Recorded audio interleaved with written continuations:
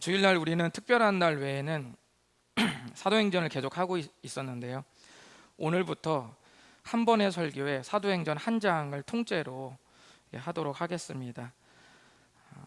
이대로 가다가는 제가 사임할 때까지, 은퇴할 때까지 사도행전을 벗어날 수 없는, 말씀이 늪이 되는 지경에 이를 수 있기 때문에 큰 결단을 내려서 한 장씩, 오늘이 사도행전 19장이거든요. 그러니까 오늘을 포함해서 총 10주면 사도행전이 모두 끝나게 됩니다.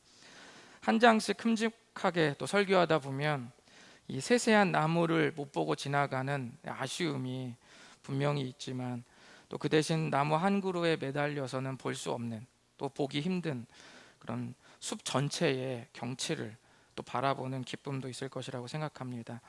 오늘은 사도행전 19장 전체를 나누도록 하겠습니다. 사도행전 19장 전체는 바울이 에베소에서 복음을 전한 이야기입니다.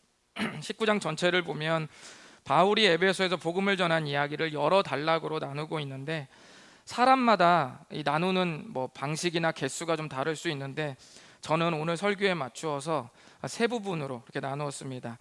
이 시간에는 세 부분으로 나눈 이야기를 가지고 세 가지의 왜곡된 또는 왜곡될 수 있는 그런 신앙을 살펴보려고 합니다. 이른바 이건 아니지 신앙입니다. 이건 아니지라고 말할 수 있는 신앙 세 가지는 과연 무엇일까요? 사도행전 19장 말씀으로 함께 살펴보시겠습니다. 첫 번째, 이건 아니지 신앙은 사람들에 대해 편견을 갖는 신앙입니다. 사도 바울은 2차 선교여행을 마치고 안디옥으로 휴식을 취한 후에 3차 선교여행을 시작했습니다. 보시면 3차 여행을 시작할 때 이 부분이 1차 선교여행 때 다녔던 곳이거든요. 다시 한번 신방하면서 교회들 잘 있나 확인하고 이렇게 내륙을 쭉 거쳐서 에베소라는 지역에 이릅니다. 이 에베소에서 일어난 일이 오늘 함께 나눌 사도행전 19장의 이야기입니다. 1차 에베소는 바울이 2차 선교여행 때 잠시 들러서 복음을 전했던 곳입니다. 그 당시 바울은 아쉬움을 뒤로 한 채 에베소 사람들이 조금 더 있어 달라, 조금 더 말씀을 가르쳐 달라고 하소연을 했는데도 불구하고 사도 바울이 급히 떠나면서 하나님께서 허락하시면 내가 반드시 이곳에 다시 돌아오마 약속했던 바로 그곳이었습니다. 시간이 흘러서 바울은 정말 다시 약속대로 에베소에 이르렀습니다. 거기서 첫 번째 무슨 일이 있었을까요?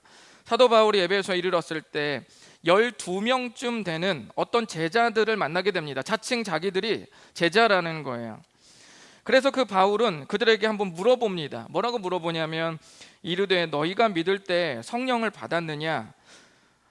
라고 물으니까 이르되 아니라 우리는 성령이 계심도 듣지 못하였노라 라고 말씀했습니다. 잘 아시겠지만 우리가 예수님을 믿으면 우리 마음속에 성령 하나님께서 함께 거하십니다. 이것은 예수님을 믿는 사람들은 전부 인정하고 고백하는 바입니다.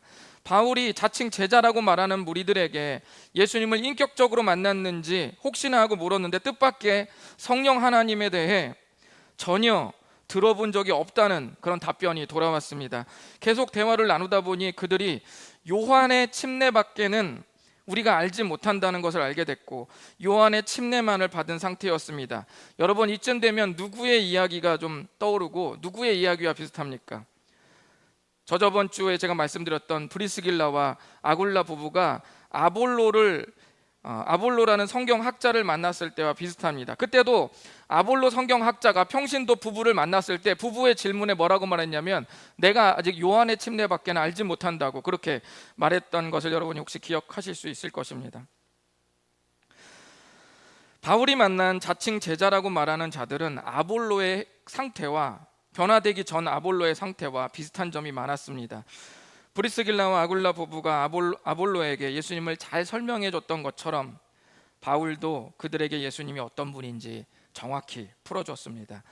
예수님을 정확히 알고 난 뒤에 그들은 요한의 침례가 아니라 진짜 오늘날 우리들이 받는 예수님의 이름으로 침례를 받았습니다. 그리고 성령님이 그들에게 임재하기 시작했습니다. 우리가 이 이야기를 나누면서 느끼는 것은 하나님께서 아볼로의 이야기와 비슷한 이야기를 사도행전 19장에 또 굳이 기록해 놓으셨다는 사실입니다. 반복적으로. 여러분, 이것은 무엇을 의미할까요? 그것은 바울의 선교 현장에서 제2, 제3의 아볼로들이 계속 나타나고 있음을 말씀하고 있는 것입니다. 설교를 듣는 여러분들은 당연히 아볼로를 알고 계시기 때문에 그의 이름이 성경에 나타나면 이미 아볼로를 볼 때 어떻게 여기냐면 여러분은 특별하게 여겨요. 이 특별한 아볼로가 무슨 역할을 감당할까라는 어떤 이런 마음을 가지고 이 아볼로라는 사람을 바라보지만, 우리가 2000년 전으로 거슬러 올라가서 성경의 등장인물이 돼서 아볼로라는 정말 처음 보는 사람을 딱 만났다고 생각해 봐요. 그리고 그에게 여러분은 복음을 전해야 돼요. 근데 그 사람이 어떤 사람이에요? 성경학자래요. 오늘날로 말하면 마치 아직 믿지는 않는데 대학 교수야. 그 기독교의 호의적이야. 그러면서 여러분에게 예수님에 대해 가르쳐 달라고 해. 어때요? 부담되죠? 오늘날 우리에게는 아볼로가 더 배운 부담스러운 사람 중 한 명일 뿐, 그가 그렇게까지 영향력 있는 그리스도인이 될 것이라는 생각은 잘 못할 가능성이 많습니다. 영웅은 특별한 곳에서 데려오는 것이 아니라 여러분, 우리가 사역하는 현장에서 계속 나타난다는 사실을 주님은 우리에게 가르쳐주고 계십니다. 흔히 우리는 내가 만나는 일을 기대하지 않을 수 있어요. 내가 섬기는 목사님을 기대하지 않을 수 있어요. 여러분, 우리가 옆교회 목사님을 동경하고 목사가 옆교회 성도들을 육교회 성도들은 이렇게 헌신한다는데 우리 교회 성도들은 이런 마음을 가질 때 벌써 교회가 어긋나는 것이고, 여러분이 옆교회 목사님은 말씀 이렇게 좋다는데 우리 목사님 말씀을 이렇게 생각하는 순간 서로 계속 평행선을 그으면서 문제가 생기기 시작하는 겁니다. 하나님께서 그 교회에 그 목회자를 두고 그 교회에 그 성도를 뒀을 때는 우리 안에서 뭔가 유기적으로 하나님이 예비하신 일들이 있기 때문에 우리를 주님이 만나게 해주신 겁니다. 그런데도 불구하고 우리는 흔히 익숙하고 자주 보면, 또는 그것이 너무 오랫동안 변화 없이 관행적으로 계속 흐르다 보면 내가 만나는 사람들에게 대한 기대감이 사라질 수 있다는 거예요. 우리도 모르는 사이에 여러분, 우리는 아볼로를 지나쳤을 수도 있습니다. 은연중에 편견을 갖는 거죠. 이것이 우리가 경계해야 할 첫 번째 왜곡된 신앙입니다. 교육부서를 할 때도 그래요. 내가 만나는 아이들 중에서 아볼로와 같은 인물이 나올 것이라고 막연하게 내 마음속 깊은 중심에 아멘은 내가 하더라도 정말 그런 사람이 나올 것인가에 대한 실질적인 기대는 없는 상태가 될 수도 있습니다. 우리는 그런 거룩한 기대를 잃지 말아야 됩니다. 교회를 이끌 리더, 건강한 사회를 이끌 인재, 미래에 나를 위로할 사람, 나를 격려하고 응원해줄 내 편은 내가 속한 피스에서 계속 나올 것이고, 내가 가르치는 학생 중에서 계속 나올 것이고, 내가 만나는 비그리스도인들 중에서 계속 나타날 줄로 믿습니다. 경기도 광주 초월면에 진세골이라는 사회복지법인 단체가 있습니다. 스미골이 아니라요, 진세골이라는 사회복지법인 단체가 있습니다. 이곳을 운영하는 주수일 이사장님이라는 분이 계신데, 이분이 2011년 국민일보에 기사로 난 적이 있습니다. 그는 아주 오래전에 하용조 목사님 세대에, 그분들이 대학생인 시절에 함께 대학 선교단체에서 아주 뜨겁게 제자훈련을 받고 가슴이 뜨거워져서 선교에 헌신하겠다고 다짐했던 바로 그 여러 사람 중 한 사람이었습니다. 그 마음을 간직하고 훗날 이 사람이 스리랑카로 가서 사업을 시작했을 때 그 선교에 뜨거웠던 그 마음을 간직하고 자기가 사업장을 열었을 때 그 스리랑카의 현지 청년 있잖아요. 고용한 현지 공장에 취업한 현지 청년을 한국으로 12명을 그 본사로 일부로 보냈습니다. 그리고 그 청년들을 긴밀하게 연락하면서 교회로 인도했어요. 그런데 어때요, 여러분? 우리 마음 같지 않잖아요. 그 사람들을 스리랑카 현지인들을 교회로 보냈으나 그 스리랑카 청년들이 교회를 썩 좋아하지 않았고, 그리고 대부분은 다니다 그냥 말았습니다. 그렇게 주수일 이사장님의 선교는 끝이 났고 세월은 무려 17년이 흘렀습니다. 그러던 어느 날 스리랑카 현지 목회자로부터 전화 한 통이 걸려옵니다. 그는 다름 아닌 오래전 17년 전 한국 본사로 보낸 12명 중 한 명이었었던 거예요. 그가 말하길 자신뿐 아니라 그 중에 한 명이 더 목사가 되었고 불교의 나라에서 무려 500명 정도가 출석하는 교회의 목회자가 되었다고 간증했습니다. 그리고 현재 자신은 스리랑카 지역의 60여 교회의 연합 회장의 자격으로 한국을 방문했다고 소식을 알렸습니다. 여러분, 믿기 힘든 이야기 아닙니까? 여러분 주위에 그 어떤 사람도 편견을 갖지 마십시오. 모든 판단을 보류하시고 거룩한 기대감으로 한 사람 한 사람에게 최선을 다하시는 여러분이 되시기를 진심으로 바랍니다. 두 번째, 이건 아니지 신앙은 기적을 계기로 또는 기적으로 믿음을 유지하려는 그런 신앙입니다. 바울은 에베소에서 첫 번째, 제가 아까 말씀드린 그 12명을 만난 경험을 한 후에 이제 회당으로 들어가서 무려 3개월 동안 아주 집중적으로 복음을, 하나님 나라에 대한 말씀을 전했습니다. 그런데 잘 믿는 사람도 있었지만 늘 그렇듯 바울을 방해하는 이들은 늘 있었습니다. 8절과 9절을 한번 읽어보실까요? 시작. 바울이 회당에 들어가 석 달 동안 담대히 하나님 나라에 관하여 광론하며 권면하되 어떤 사람들은 순종하지 않고 무리 앞에서 이 도를 비방하거늘 바울이 그들을 떠나 제자들을 따로 세우고 두란노 사원에서 날마다 강론하니라. 아멘. 두란노라는 곳이 정확히 어떤 곳인지는 우리가 정확히 알 수는 없지만 아마도 당대 어느 철학자가 가지고 있던 학당 또는 학원이거나 또는 그곳의 유지, 에베소의 이 유지가 여행하는 철학자들에게 강의할 수 있도록 빌려준 어떤 장소였을 것이라고 추측하고 있습니다. 이곳에서 바울은 내리쬐는 햇볕을 피해 오전 11시, 오후 4시에 집중적으로 강의했습니다. 10절을 통해 우리가 알 수 있는 것은 무려 이 가르침이 2년간 계속되었다는 것입니다. 그러자 에베소 도시 전체에 말씀의 은혜가 넘치다 못해 오늘 10절에 보면 어디까지요? 아시아까지, 에베소를 포함한 아시아 인근 전역까지 이 말씀의 은혜가 흘렀음을 그렇게 기록을 하고 있습니다. 이때부터 놀라운 일들이 벌어지기 시작합니다. 11절 보면은 첫 번째, 바울의 손에서 놀라운 기적들이 일어나기 시작합니다. 바울이 안수하거나 바울이 무엇인가 기도하면 그 즉시 어떤 기적들이 일어나는 역사가 일어납니다. 두 번째는 바울의 손뿐만 아니라 바울이 쓰던 손수건 또는 앞치마, 그 당시는 주머니가 대부분 외투에 없었거든요. 그래서 손수건을 갖고 다녔는데 그가 쓰던 손수건, 그가 사용하던 앞치마까지도 기적의 통로가 되었다는 사실입니다. 여러분, 제가 땀 닦은 수건 가지실래요? 제가 썼던 마스크 빌려드릴까요? 이렇게 치를 떠는 이 현실 속에서 2000년 전 바울이 사용한 그 수건과 그 앞치마는 능력의 도구가 되었다는 사실. 그것이 많은 사람들은 바울의 손에서 능력이 나타나는 것은 그렇다 치더라도 성경을 보는 사람들 중에서 손수건 또는 앞치마까지 능력이 나타났다는 것은 너무 미신적이지 않나? 보통 이런 것들은 그 우상숭배나 미신적인 사상 속에서 나오는 그런 것들이었거든요. 그러니까 바울의 이런 기록을 보면서 이거는 너무 미신적이지 않나라고 생각해서 거북스럽게 생각하는 분들이 있습니다. 그러나 우리가 좀 기억해야 될 사실은 에베소라는 도시가 아데미라는 여신을 섬기고 그 당시 대대로 미신과 주술의 본거지가 가장 상징적인 도시가 에베소라는 것을 감안해 본다면 충분히 하나님께서 이렇게 역사하실 수도 있다는 것을 우리는 생각해 볼 수 있습니다.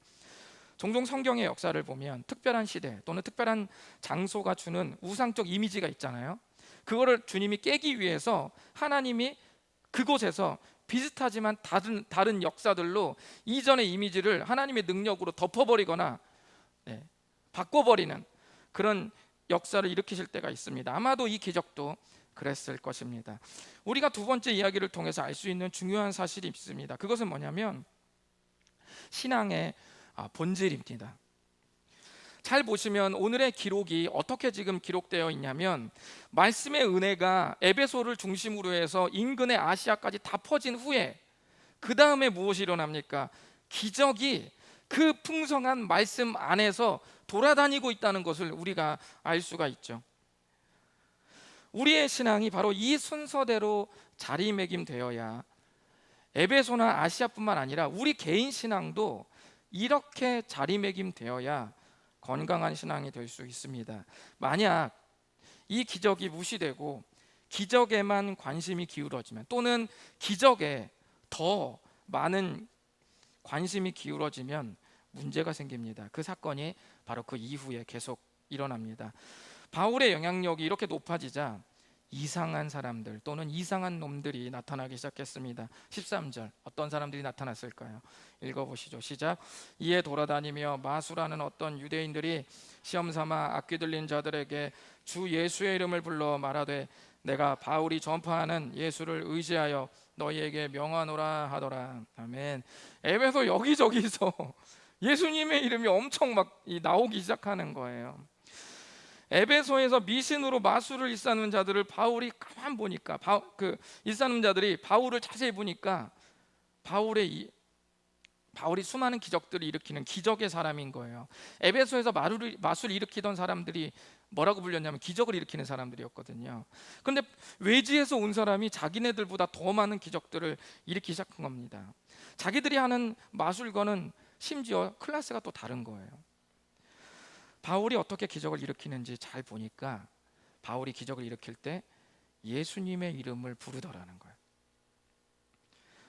또 관찰력은 이런 사람들이 또 겁나게 좋습니다. 한 보니까 예수님의 이름이 안 빠지더라는. 그래서 예수라는 이름을 남발하는 것으로 그 능력을 경험하려는 시도들이 여기저기서 생겨나기 시작했습니다. 심지어 그 중에는 제가 오늘 다루지 않았지만 스게와라는 제사장의 7 아들도 이런 방식으로 경험을 얻고 싶어서 여기저기서 예수님의 이름을 남발하는 일들이 생겼습니다.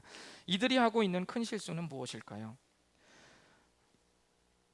그것은, 능력은 여러분 예수님의 이름을 기계적으로 남발하는 것에서 오는 것이 아니라 예수님의 이름을 진심으로 신뢰하는 고백에서 나타나는 법이라는 거예요. 우리가 테마 영화를 많이 보니까 마치 어떤 물건을 앞에다 대는 것, 또는 그 신성한 이름을 계속 주술처럼 계속 남발하면 어떤 악한 세력이 두려워 떠는 것처럼 수많은 영화들에서 표현하지만, 기계적인 남발에는 능력이 없습니다.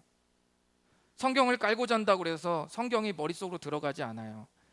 성경 겉표면에 기름만 묻을 뿐입니다. 기계적 남발이 아니라 예수님의 이름을 내 깊은 중심에서 진심으로 신뢰하면서 나오는 그 예수님, 바로 그 고백이 능력이 있는 겁니다. 또 13절을 자세히 보시면 어때요? 나의 예수님이 아니라 누구예요? 바울이 전파하는 예수님, 3인칭 예수님입니다. 능력은 1인칭 예수님, 나의 예수님이라는 고백에서 나오는 거지, 바울이 전파하는 예수님, 3인칭 그의 예수님에서는 능력이 나타나지 않습니다. 여러분, 양의 가죽과 양의 탈을 쓴다고 해서 양이 아니지 않습니까? 예수님의 이름을 기계적으로 계속 주문처럼 외운다고 해서 그 사람이 그리스도인은 아니지 않습니까? 껍데기 신앙은 우리를 그럴듯하게 포장할 수는 있지만 진짜 믿음을 경험하게 할 수는 없습니다. 기적 안에 믿음이 있는 것이 아니라 말씀 안에서 기적을 경험할 때 그 기적도 믿음이 될 수 있습니다. 놀라운 사실은 18절과 19절을 보면 진심으로 예수님을 믿게 되는 사람들이 어떻게 바뀌었는지 우리에게 가르쳐주고 있습니다. 한편으로는 이게 비정상적인 일도 생겼지만 또 한편에서는 놀라운 역사들이 일어나기 시작했던 거죠. 우리 18절과 19절을 좀 보시겠습니다. 읽어볼까요? 시작. 믿은 사람들이 많이 와서 자복하여 행한 일을 알리며 또 마술을 행하던 많은 사람들이 그 책을 모아 가지고 와서 모든 사람 앞에서 불사르니 그 책값을 계산한즉 은 5만이나 되더라. 아멘. 19절을 보니까 마술을 행할 때 쓰는 그 책들을 불살랐는데 그 책의 가치가 은 5만이라고 했습니다. 은 5만은 성인 5만 명의 품삯입니다. 수학 시간입니다. 보시면은 성인 하루 품삯을 5만 원으로만 계산해도 5만 명이면 25억 원입니다. 저 맞게 계산했지요? 네. 우리 수학 선생님이 끄덕끄덕 정확하게 또 저 검증해 주셨습니다. 25억 원의 상당의 가치가 은 5만이라는 것입니다.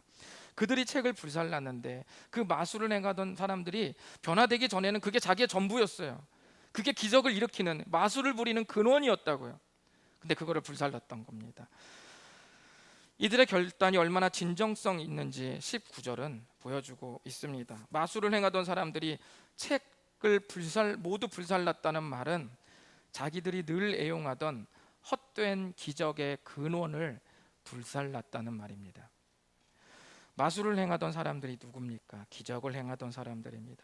기적을 행하던 사람들이 복음을 들으니까 헛된 기적의 근원을 불살라버리고 예수님을 붙잡게 되는 역사가 나타나기 시작한 겁니다. 이것이 정상입니다. 기적을 일으키던 사람도 기적보다 예수님을 따르려고 하는데 예수님을 만난 사람들이 다시 기적을 쫓는다는 것은 뭔가 어울리지 않습니다. 우리가 교회를 다니다 보면 나도 모르게 이 마음이 뒤바뀔 수 있습니다. 말씀으로 믿음을 쌓는 것이 아니라 기적을 계기로 믿고 싶어하는 심리 같은 겁니다. 말씀 안에서 기적을 체험해야지 기적 안에서 말씀을 평가하려고 하면 문제가 일어납니다. 물론 믿을 때 기적을 동반해서 말씀을 함께 믿는 경우도 있습니다. 제가 말씀드리는 것은 기적을 기대하지 말라는 말이 아니라 성경이 모든 신앙의 본질이라는 말입니다. 기적을 무시하는 것이 아닙니다. 말씀 안에서 기적을 경험하든지 또는 설사 기적이 없어도 말씀이 신앙의 근간이 되는 것은 괜찮지만 말씀이 없고 기적에 관심이 많이 가는 것은 신앙의 위험 신호입니다. 성경의 말씀이 내 안에서 본질이 되면 어떤 순간에도 희망은 있다는 사실 여러분 잊지 마시기를 바랍니다. 세 번째, 이건 아니지 신앙은 주님만이 아니라 주님도라는 신앙입니다. 바울은 동료들에게 현재 에베소에 있지만 예루살렘을 지나서 결국 내가 로마까지 가겠다는 일정을 에베소 제자들과 이렇게 공유합니다. 선교 계획을 공유하는 거죠. 기도 제목 나누듯이. 그리고 믿음의 아들 디모데와 에라스도라는 사람을 마게도냐로 다시 보내면서 자기는 에베소에 좀 더 머물게 됩니다. 이때 위험천만한 사건이 또 하나 터지는데 그것이 뭐냐면 에베소에 은세공업자들이 아주 많았어요. 그런데 은세공업자 중에서도 아마도 뭐 조합장이나 될래나요? 아니면 거기 단체의 단체장 정도 되는 이 데메드리오라는 사람이 큰 소동을 일으킨 겁니다. 그는 아데미 여신의 신전 모형을 보면 옆에 사진이 아데미 여신입니다. 여성의 가슴을 많이 해서 뭔가 풍요와 다산의 상징으로 그렇게 표현해 놓은 것입니다. 이 아데미 여신이나 그 신전 모형을 만들어서 은으로 만들어서 큰 돈을 버는 사람들이었어요. 그런데 바울이 복음을 전하자 어때요? 사람들이 우상과 미신에서 해방되니까 당연히 아데미 여신이나 그 신전을 사는 모형을 사는 수가 적어지겠죠. 현격하게 적어지겠죠. 그러니까 은세공업 전체에 영향을 미치게 된 거예요. 데메드리오는 자신과 같은 세공업자들을 다 모아서 바울과 함께하는 이들을 고발했습니다. 26절을 보시면 이 바울이 에베소뿐, 이거는 데메드리오가 하는 말입니다. 이 바울이 에베소뿐 아니라 거의 전 아시아를 통하여 수많은 사람을 권유하여 말하되 사람의 손으로 만든 것들은 신이 아니라 하니 이는 그대들도 보고 들은 것이라. 데메드리오가 이렇게 바울을 걸고 넘어지면서 우리가 그동안 섬겼던 아데미 여신이 무시를 당했다, 바울에게 무시를 당했다고 그렇게 말하자 아데미 여신을 숭상하는 섬기는 사람들이 분노하기 시작했습니다. 급기야 사람들은 바울과 함께 다닌 일행 중에 바울은 못 찾고 일단 그 함께 다닌 일행 중에 가이오라는 사람과 아리스다고라는 사람을 붙잡아 가지고 극장으로 끌고 들어간 거예요. 막 이 여러 군중하고. 사태가 극으로 치닫자 에베소시에 서기장이라는 직책을 가지고 있던 어떤 고위 관료가 중재에 나섬으로써 이 사태가 일단락되었습니다. 이 서기장은 말하기를 우리가 위대한 아데미 여신을 섬기고는 있지만 바울과 일행들이 아직까지 우리에게 해를 끼친 것은 없지 않냐 라는 말로 선을 그었습니다. 마침내 큰 폭력 사태가 벌어질 수도 있는 위험천만한 상황이 종료가 되기는 했습니다. 그럼 이제부터 애초에 이 모든 사태의 주동자였던 은세공업자 데메드리오가 정말 아데미 여신의 명성이 땅에 떨어지고 무시당했기 때문에 이 소란을 폈는지 우리는 다시 한번 돌아가서 살펴볼 필요가 있습니다. 데메드리오의 그 역동적인 반항과 그 행동을 주도했던 그것은 무엇일까요? 데메드리오는 아데미 여신의 이름이 무시당하는 것으로 문제 제기를 한 건 맞지만 사실 그의 동기는 27절에 있었습니다. 27절을 보시면 우리 다 같이 읽어볼까요? 시작. 우리의 이 영업이 천하여질 위험이 있을 뿐 아니라 큰 여신 아데미의 신전도 무시당하게 되고 온 아시아와 천하가 위하는 그의 위엄도 떨어질까 하더라. 아멘. 우리는 데메드리오의 표현에 집중할 필요가 있습니다. 아데미의 신전도 중요하다. 이 표현에는 가슴속에 뭐가 있냐면 사실 우상 기념품 사업이 위태롭게 된 것이 데메드리오를 움직이게 한 원인이었다는 것을 우리는 알 수가 있는 겁니다. 군중들에게 아데미를 더 위대하게 추켜 세우면 뭐가 잘 될까요? 비즈니스가 잘 되는 거죠. 은세공업이 늘어나는 거죠. 데메드리오는 아데미를 위하는 생각보다는 그를 더 추켜 세우면 세울수록 은세공업이 확장되기 때문에 더 큰 돈을 벌 수 있기 때문에 지금 이 소란을 피기 시작한 겁니다.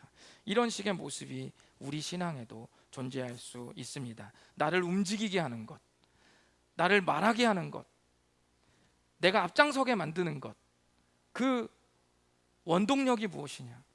그 원인이 과연 무엇이냐?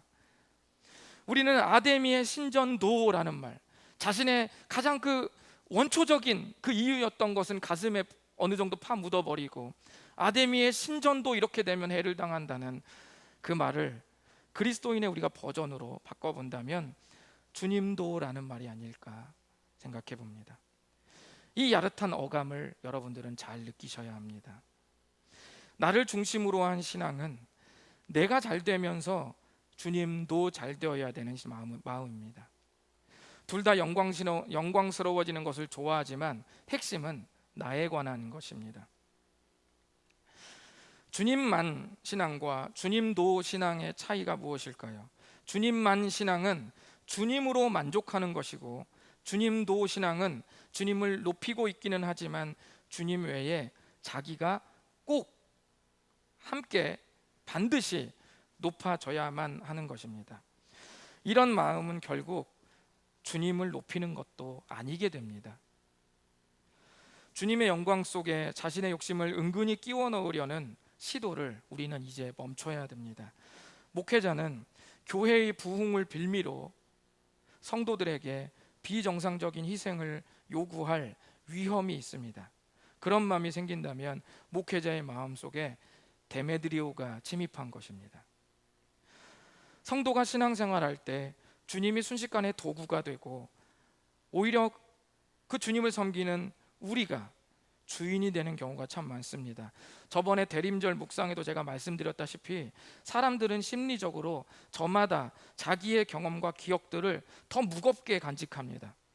내가 살아온 인생이 가장 비참했다고 생각하고 누구보다 내가 다른 사람을 가장 배려했다고 그렇게 여깁니다. 그것이 진짜일 수도 있지만 모든 기억과 모든 경험이 그런 것은 아닙니다. 내 위주의 이런 신앙 해석은 언제라도 우리를 데메드리오로 변신시킬 수 있다는 것을 여러분 꼭 명심하시기를 바랍니다. 그것이 사도행전 19장에서 말한 세 번째 왜곡된 신앙입니다. 하나님은 에베소의 혼란한 상황 속에서 유일하게 혼란스럽지 않았던 사도 바울을 계속 조명하고 있습니다. 바울은 만나는 그 누구도 편견으로 변화될 사람과 변화되지 않을 사람을 가리지 않았기 때문에 복음의 능력으로 제2, 제3의 아볼로를 빚어낼 수 있었습니다. 또 자기의 손이 닿는 곳마다 기적이 일어나고, 심지어는 자기가 땀을 닦은 손수건과 앞치마까지도 기적의 도구가 되는 그 지경까지도 여전히 예수 그리스도의 십자가에 모든 관심이 머물러 있었다는 것을 우리는 기억할 필요가 있습니다. 그리고 데메드리오가 주동한 극한의 위험 속에서도 바울은 자기의 입속을 끝까지 챙기지 않고 극장으로 뛰어들어 동료를 구하려고 안간힘을 썼던 바울의 모습을 우리는 엿볼 수가 있습니다. 사도행전 19장에서 하나님이 보여주시려는 것은 바울의 위대함이 아닌 예수 그리스도께 사로잡힌 사람들의 위대함, 예수 그리스도의 위대함이었습니다. 어떤 사람이라도 예수님의 이름이 그 인생을 덮으면 그는 바울이 되고, 그는 디모데가 되고, 그는 아볼로가 되는 것입니다. 오늘 성경 속에는 괄호 안에 바울이 있었기에 그의 위대한 행적이 성경에 기록된 것입니다. 사도행전 19장에는 없지만 20장이 시작되는 1절과 2절을 보면 에베소의 사역을 다 마치고 바울이 떠나면서 뭐합니까? 제자들에게 뭔가를 권하죠. 그리고 2절을 보면 이제는 에베소에서 떠나서 그 길에 마게도냐로 가서 마게도냐의 그 여정을 쭉쭉 이렇게 따라가면서도 또 제자들을 만나서 또 뭐예요? 또 뭔가 권하죠. 바울은 계속 권해요. 뭘 권했을까요? 굳이 성경 구절을 제가 띄우지 않겠습니다. 그 답은 사도행전 도처에 깔려 있습니다. 사도 바울이 1차와 2차와 3차 선교행을 마치고 떠날 때 또는 다시 방문할 때 사도 바울이 무엇을 제자들에게 계속 강조했는지는 사도행전 전체에 아주 파다하게 깔려 있습니다. 그것은 바로 고난과 핍박이라는 현실에 사로잡히기 쉽기 때문에 다시 한번 예수님께 사로잡힌 인생을 살라고 강력히 권면한 것입니다.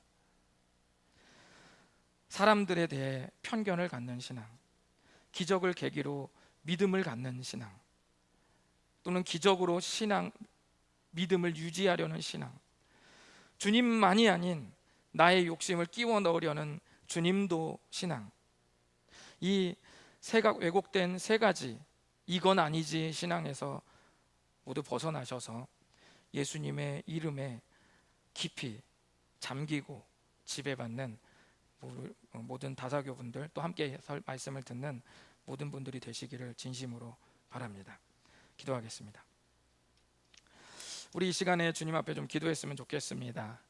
우리 하나님 앞에 기도하실 때 주님, 제가 혹시나 신앙생활 하다가 슬럼프나 또는 조금 의기소침해지거나 위축되는 그런 시기가 올 수도 있는데, 주님 그 시기에 다시금 오늘 말씀 기억하게 도와주시옵소서.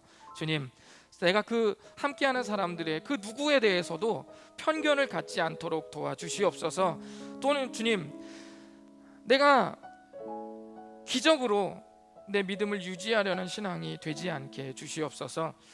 온전히 주님께 집중해도 우리는 수많은 기적을 경험할 수 있음을 마음으로 편안히 여기며 주님께만 집중할 수 있는 그런 신앙 갖게 해달라고 기도하시고, 주님도가 아니라 주님만이 영광 받으시기를 원한다는 그 고백이 우리의 입술에서 끊이지 않기를 원합니다. 주님 도와주십시오. 왜곡된 신앙에서 벗어나 예수 그리스도의 이름으로 깊이 잠기는 그런 믿음이 되게 도와주시옵소서. 이렇게 다 같이 주 앞에 헌신하면서 기도하시겠습니다. 다 같이 기도하겠습니다.